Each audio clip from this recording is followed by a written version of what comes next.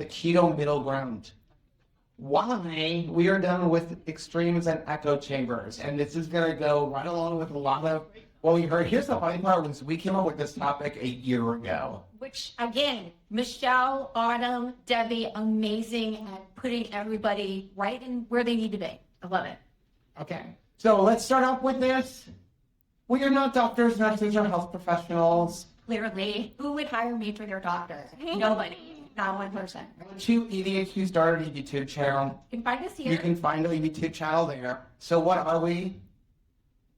We're a couple that have lost more than 300 pounds combined. We've had all of our medicine deprescribed. We have gained back our mobility, and we have maintained success for nearly a decade now. So, real quick, for those of you who don't know us, I don't want to take too much time with this, but basically, I had a debilitating car accident in 1990. I shattered my ankle in 37 places.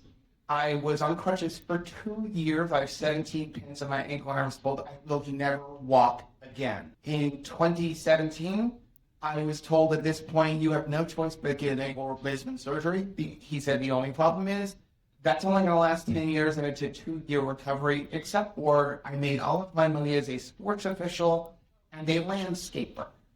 That was going to be a problem. Well, right at the same time I discovered keto, 6 months later, I realized I was no longer taking Vicodin, which I had been taking every day for 25 years, as well as no longer taking Arthrotac. When we were talking about deprescribing medication, those two medications were costing us $150 a month after insurance. Wow.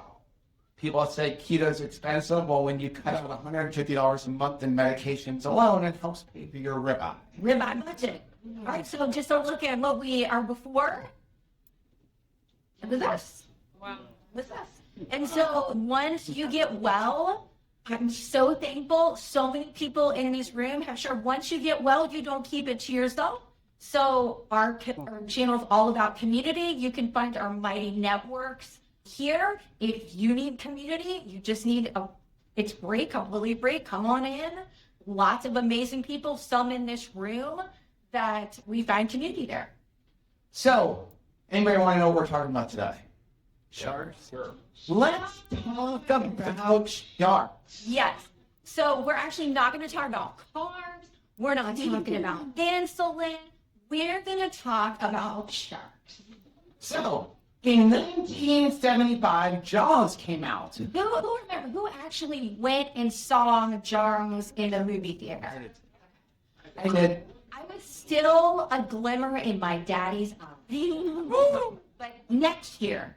But they did go and see it as well. It was a very successful movie.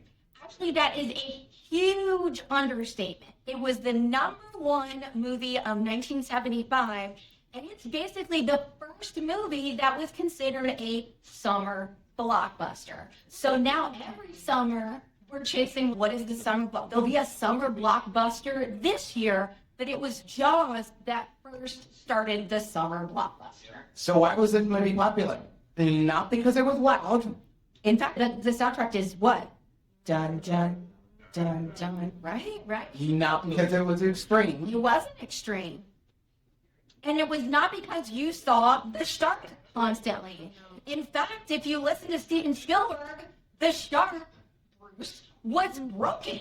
Do you remember how he read that? It was broken. It didn't work right. And so he was like, the pivot is, we're going to have to make this thing from the perspective of the shark, right? We're going to have to leverage a very simple dun, dun, dun, dun, right? You barely see the shark. So the movie works because of restraint.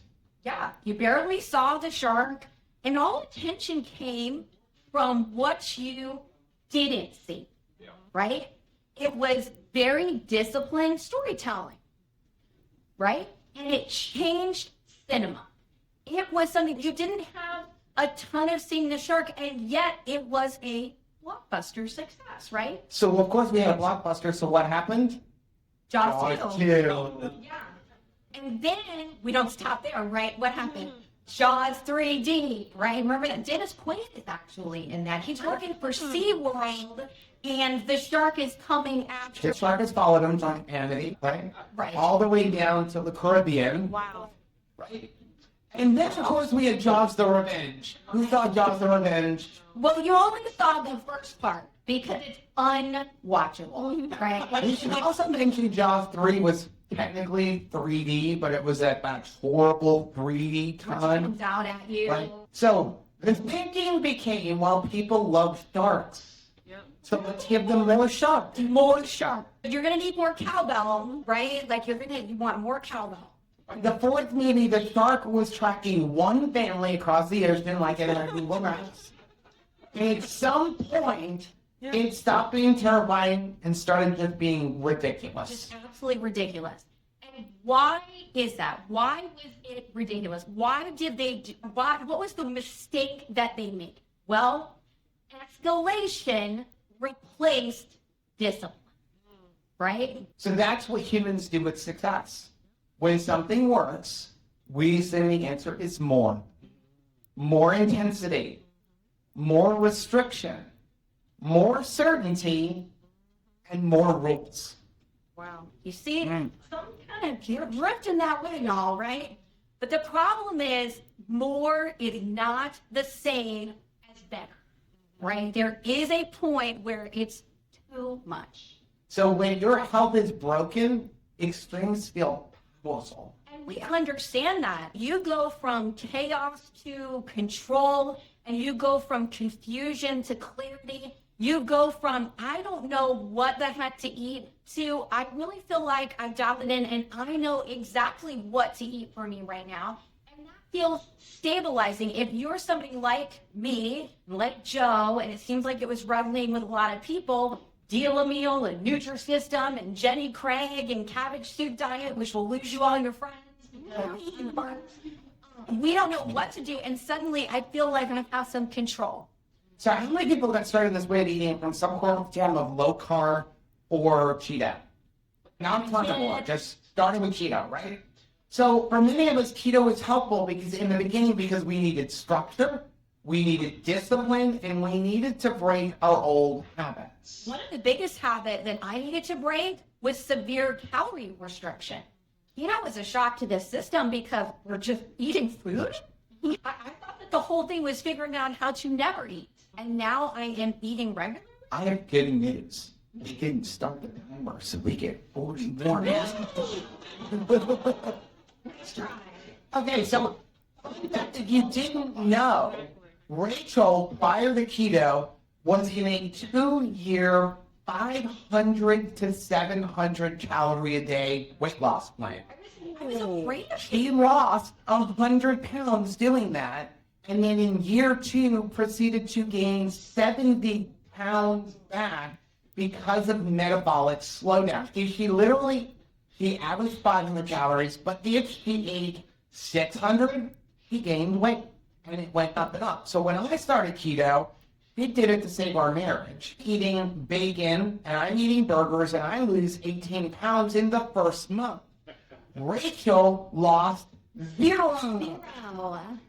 women. What we didn't realize at the time, now we do, was no, she did not lose a pound. But she went from eating 500 calories to 2,000 calories and didn't gain anything.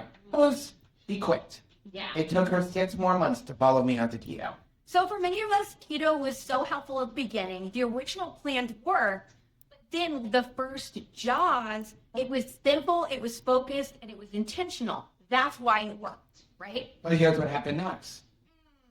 We started believing if some restriction works, More must be better.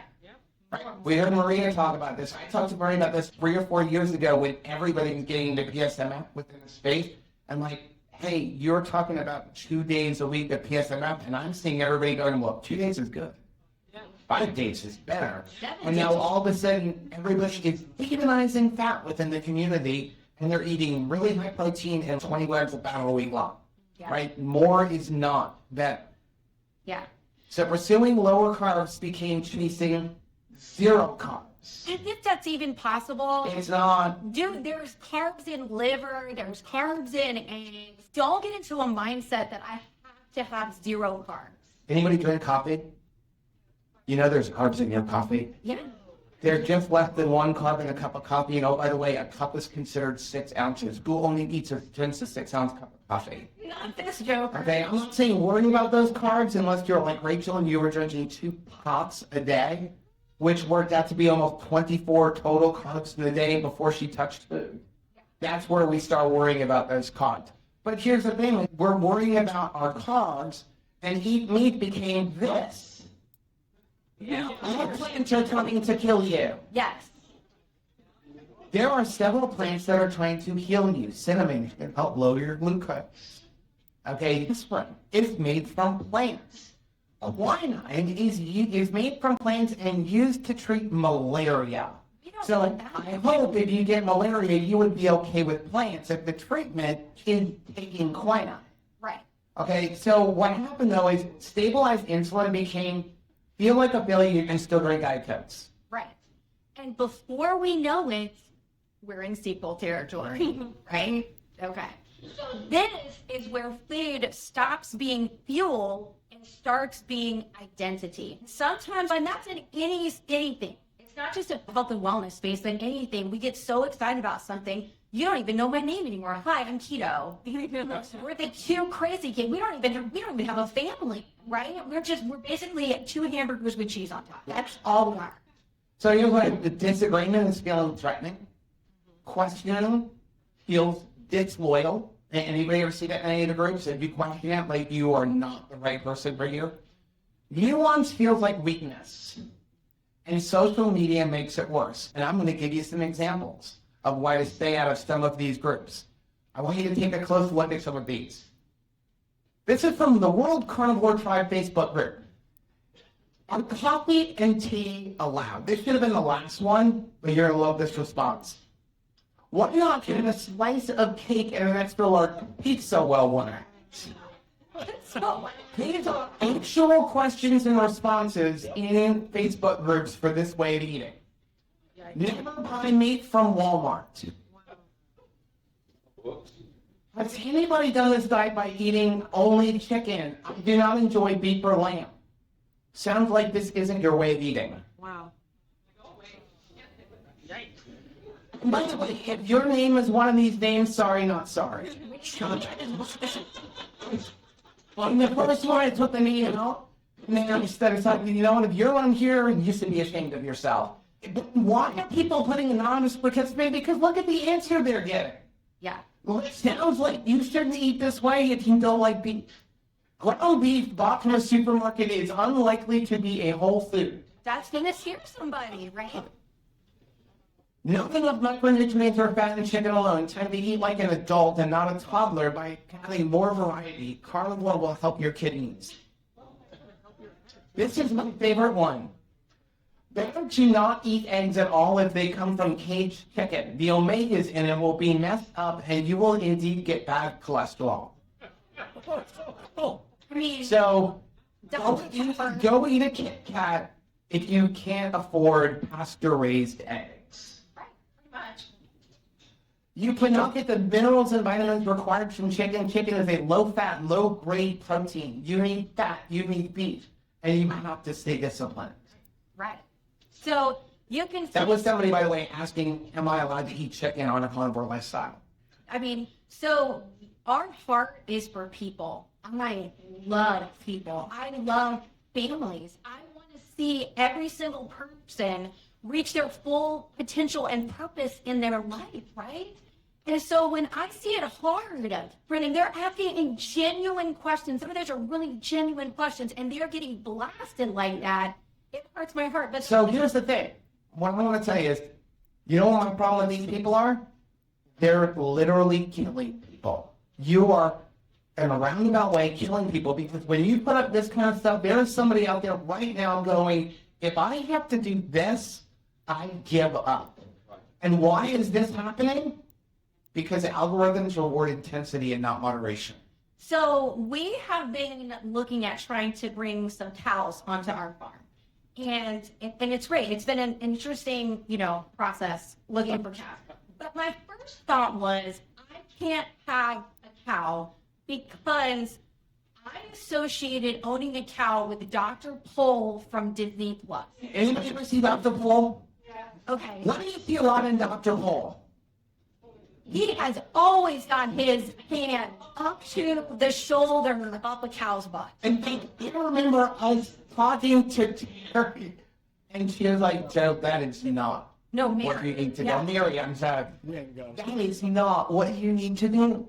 You pretty much are going to look out there and go, hey, there's my cow, and check on him in 30 days. So we were Now, this is what we thought raising a cow was going to be. at a small animal auction, and I'm finding the most old timer in a cowboy hat. That cowboy hat is wore out because he's using it. And I said, how much time do you spend with your hand of a cow's butt? This old timer's like, none. And what we realized was there is no Dr. Pole show unless there's something wrong that he can show you that he is fixing.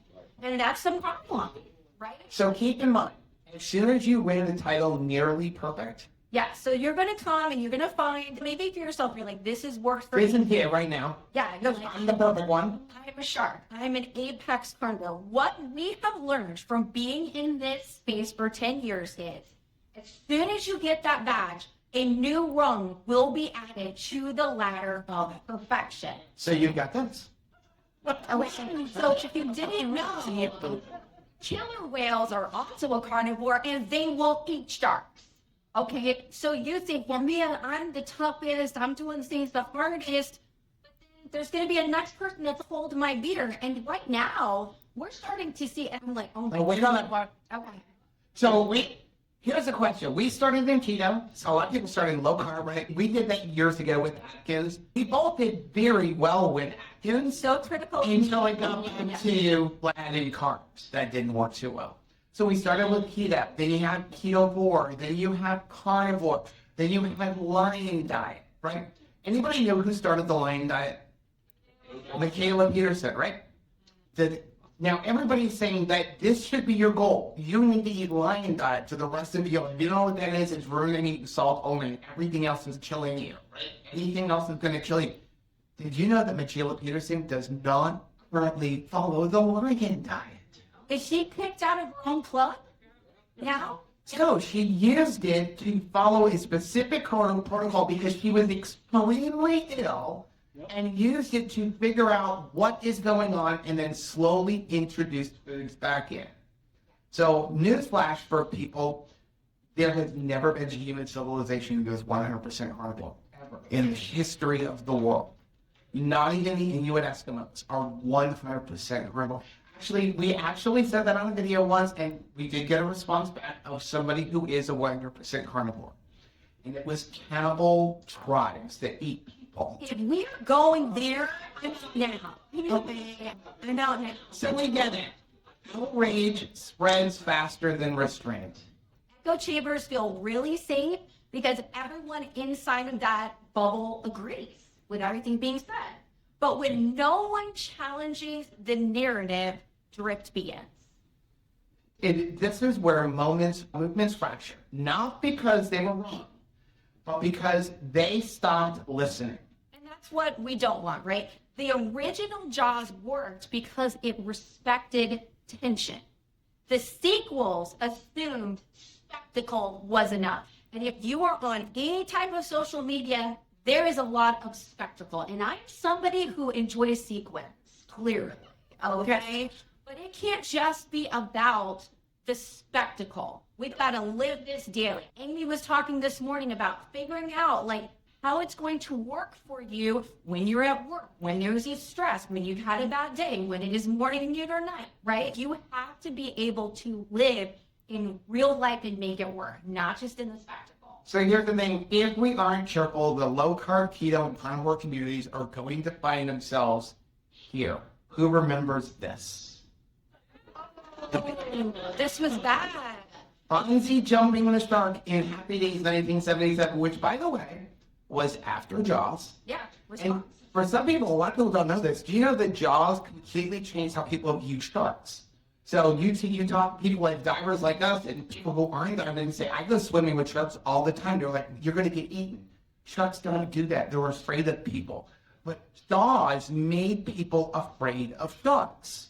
So if you don't know, jumping the shark became a phrase to describe the exact moment a show goes from grounded to ridiculousness in the desperate attempt to stay relevant. Right. Relevant. Relevant. So this is what happens when a movement stops focusing on what made it work and start chasing extremes instead. And we've had so many speakers this week, and even people share their story. Man, I don't want anybody that's in Lynn's situation to not get to this because they're like, wow, this is too crazy. This is too fractured. I want everybody to have an easy on-road into being multi-minded. So we don't want this community to jump the shark. No. Because there are still people who need to get well. Yes. So here's some stats. The average American only eats 5 to 6 ounces of meat a day, mostly poultry, and that's the good news. That's the best thing that I can say is maybe they get one interaction with 5 to 6 ounces of some sort of a protein in a day. So we're going to blow through these. The average American child and teenager gets nearly 2/3 of their calories from ultra-processed. And you're thinking, well, that's just because this is the new generation. People who are older don't have this. Not true. Adults over the age of 60, more than half of their calories are from ultra-processed foods as well. So what are ultra-processed foods? They are defined as industrial formulations made mostly or entirely from substances extracted from foods, derived from parts of food, or synthesized in laboratories with little or no intact whole food remaining. So Kimball's, right? Okay, so an ultra-processed food is something that, number one, couldn't realistically be made in a home kitchen using ordinary ingredients. Do you want grandma or the new baby on the block not eating something that could be made in a kitchen? That's pretty scary. They contain ingredients you wouldn't normally cook with, like modified starch, soluble corn fibers, and flavor enhancer. So you probably never said like, oh, we ran out of milk and also soluble corn fiber. Could you grab that like at the grocery store, honey? It is designed to be highly convenient, shelf-stable, and hyper-palatable. Now, despite what you're going to hear in some groups, bacon is not an ultra-processed food. Okay? Some people are like, now I'm getting bacon. Okay, so what is? Mostly candy, chips and cheese pops, packaged cookies and snack cakes, breakfast cereal. Now we're getting into dinner. Then go research Kellogg. Yeah. Hot Pockets and frozen dinners, which makes up a lot of people's meals. Many protein bars. How many parents are like, the kids are going out to sports stuff, and they're getting protein bars, things on the go. Okay, so despite what some influencers are going to tell you, this is not a highly processed protein bar. It's just meat. This is the Carnivore bar. It's got 4 ingredients: meat, tallow, salt. Some of them have fruit and raw, unfiltered honey. Now, are those all ingredients that we can all get? Yes. Can you make? We have a recipe video on how to make your own pasta, which means it's not ultra processed. Who wants to try the new everyday bar? I've got an apple one and a blueberry one. All right. So another thing that is ultra processed is Bonus for sitting up front. most packaged breads and buns. So we may be different in our approach. And I love the fact that here we are, and there's people that are going to be low carb, keto, and carnivore. Well, these 3 jokers in the Jaws movie, they work together. They were very different. They were all hunting for a different reason. But everybody in the spectrum of the proper human diet, we can all work together because we have a common enemy, and that is clearly the Frankenfood. So it's not too late to rewrite the script on how the story's going to end. We can meet people in the middle, and we need to. We need to for our people. These are our 3 boys. This is when Rachel and I first got married. Yeah. I think this was actually a week before we got married. It was. That's my son's first communion. Your people, like your children, your grandchildren, your friends and family. Something when last year we talked about don't be the lighthouse, not the foghorn. And I would say that if you're trying to share this way of life with people, God's the archer and you're the arrow. So just trust that who you can be a blessing to. I know in your heart of hearts, maybe it is your child, it is your spouse, it is your neighbor, is the one that you would really like to set your sights for and be an arrow that hits the bullseye in their life. While you may not be able to be the arrow that hits the bullseye in their life, but you know what? There's somebody that you're going to come in contact with right now. You may have already met them in the solarium where you are sharing this way of eating and you are being a blessing to them. And you know what? That's always my prayer, that I'm like, okay, Lord, I'm going to try to bless as many people that I can reach who are ready to get some help. And I trust that when it's the right time, my kids will be blessed or my neighbor will be blessed. Maybe you can't reach the person that you want to reach right now, but you can reach somebody while you're waiting. And we believe it's possible, but we're going to have to do this with kindness. And here's the thing. Dolphins are also carnivores, but they're nicer and they get invited to more parties. So in the last 12 minutes, let's bring this back to physiology. Your body responds to insulin, cortisol, sleep, muscle mass, and energy balance. We've heard that a lot this weekend, right? Protein, muscle mass, insulin. That's what our body responds to. It does not respond to diet loyalty. There's nothing that's going to move that you're not going to be like, but I am so loyal, or there's so much online applause for what I'm doing. My lab results are changing as a result of the applause. No. Not online applause and not how strict somebody sounds. Just because somebody is really strict, and I mean, when you bring that back to physiology, some person may be super strict in the way that they eat, but they are not changing other parts of their life. So maybe you're seeing them on social media and on Instagram. They are killing it with their plate of food, but their relationships are a train wreck. They are not dealing with their stress. Maybe they're like me and Joe when we first got started and we didn't see fitness as freedom. And we were like, hey, I could just eat clean and never have to move my body. What a sad way to live. I am living proof that you cannot out-eat bad sleep. No. No kidding. I get less than 4 to 5 hours of sleep a night, and I'm highly stressed. That's why no matter what I do, We're going to until I fix that, yes, Jimmy's going to help with that, but until I fix that, we're going to have problems. I find, if I have a night where I sleep for 8 or 9 hours, you know the scale will go down the next morning. Yeah.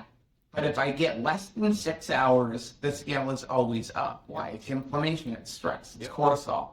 Okay, so if your version of discipline raises stress, disrupts your sleep, creates food anxiety, makes it difficult to leave your home, or isolates you socially, that is not metabolic health. No, it's Jaws 4. It's absolutely Jaws 4. Okay. So we were talking to Marie and Aaron about this earlier. If you were going up to the wind gear and freaking out going, is that cooked in a seed oil and that is stressing you out? Here's the thing. If you're at home not eating seed oil, I'm not advocating for seed oil. Let's get that clear. But if that little bit of seed oil that you may get on vacation is stressing you out, the stress that you were causing, that cortisol spike is completely overtaking any possibility that not eating a seed oil is going to help you. Okay, so sometimes that stress does more damage than we think. Yeah. So maybe it's louder, it's bigger, or it's more dramatic, and I get that, but it is not better. Louder, bigger, more dramatic is not better. Metabolic health requires good adequate protein. I will tell you, everybody should be eating no less than 100 grams of protein a day. That is not a lot. Amy talked about meat burgers from McDonald's. You know, 4 double cheeseburgers without the bread is more than 100 grams of protein. Okay, and for people who say, I can't eat that much, 4 double cheeseburgers with no bread. I don't know, that is less food, especially by weight, if you actually weigh it out, than 1 Big Mac and fries. Yep. How many of us had no problem eating a Big Mac and fries? Or 2. And look at it throughout the day. Rachel and I did a video demonstrating 100 grams of protein. It's 2 cans of chicken.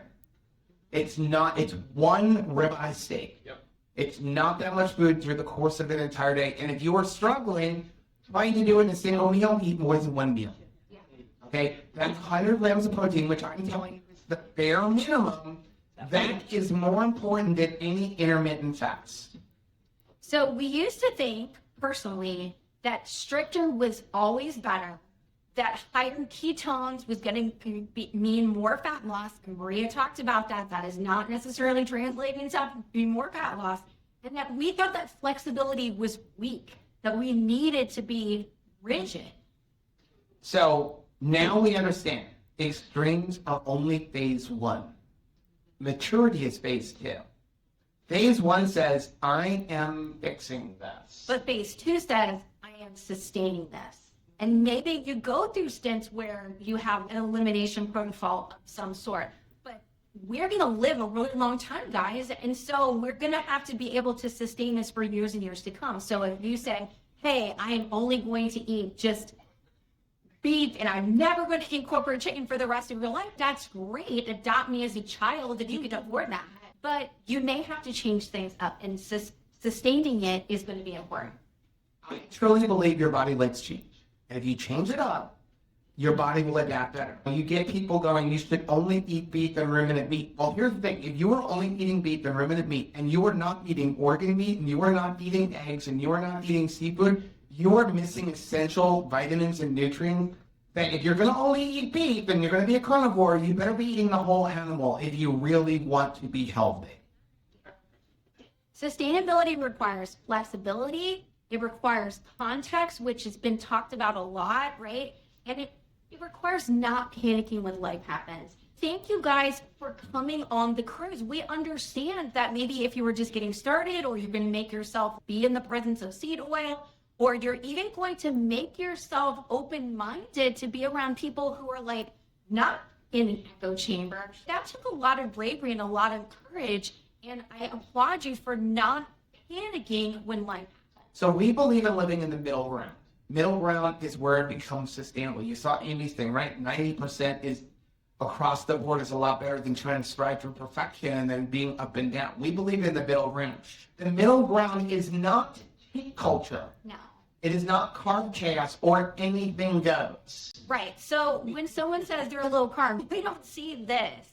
That I think sometimes people are like, well, if I'm not doing it the hardest way, then I'm just eating like a dumpster fire. It's like, no, that is not how we see somebody that says they're a low carb. This is not what we mean when we say keto. It's not. Take it in together. And this is not the goal for carnivore. Right? Like, you know. Now you can say the other part.